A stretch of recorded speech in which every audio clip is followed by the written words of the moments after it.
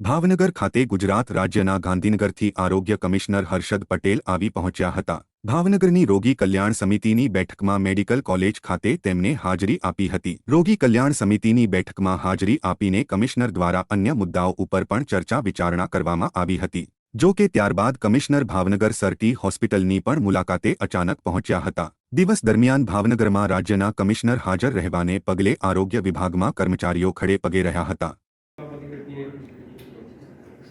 parking area define કરવાનું fencing હજુ સુધી મટીરિયલાઇઝ નથી થયું તો મટીરિયલાઇઝ થયું છે કે તો પેલા એને પૈસા નથી ભર્યા આવું પ્રશ્ન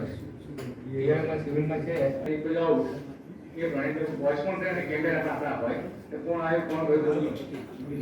તમારી કેમ નહીં છે આવું પ્રશ્ન છે એરિયામાં સિવિલમાં છે પણ ભાઈ અત્યારે સર આપણે સાઇન માટે ટેન્ડર થઈ ગયું છે અને ગયા વીકમાં એજન્સી અને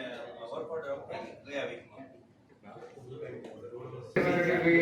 બની શકે એવી પોઝિશન ફિઝિકલી પોઝિશન નથી હોસ્પિટલનો દરવાજો બનાવી શકે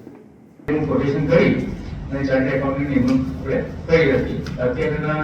જે પારેખ એસોસિએશન છે એમને આપણે મૂકવાના સિક્યુરિટી હોવી જોઈએ પછી જે કચરાનો ત્રાસ છે નિરાશ એમાં એન્ટ્રી ન થાય તો મને કામ થોડા હતા એ સિવિલ બાબત છે એ છે પછી એએમસી સીએમસી ફાયર માટે બાકી છે એમના સી સાહેબ સાથે કહ્યું હાથી જશે મારે આખા કેમ્પસથી જીએમસી દ્વારા થયો છે એ જીએમસી દ્વારા એમને કંઈક પેનલ્ટી થયો છે તે કંપનીને તો અત્યારે આ જે મશીન રિપેર કરવાનું કે એનું જે મેન્ટેનન્સનું આવે રાજ્યમાંથી સરકારમાંથી એસએસબી એટલે આપણે એને કંઈક કર્યું ન હતું બેક શું બની શકે એવી પોઝિશન ફિઝિકલી પોઝિશન નથી હોસ્પિટલનો દરવાજો બનાવી શકે એની ફાઇલ ચાલે છે ઓકે સાહેબ 12 મીટર છે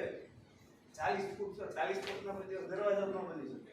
આજે મારે 10-12 ફૂટમાં